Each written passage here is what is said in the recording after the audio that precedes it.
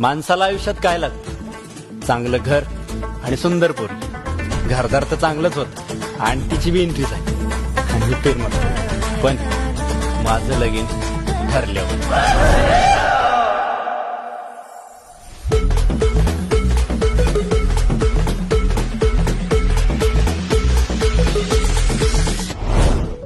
सांगू सांगू काय पाहिजे? काय अजय देवगण नाही 2-2 गाड्यांवर पाय ठेवायला. आजवर एवढं मन कोणाकडे वडलं गेलं नव्हतं. माणसाच्या आयुष्यात चढ उतार असतात. माझं आयुष्य उतारानच घसरत चाललंय. काय अडचण आली तर फोन कर मला बिंदास्त. आम्ही ओके रेडी नाव.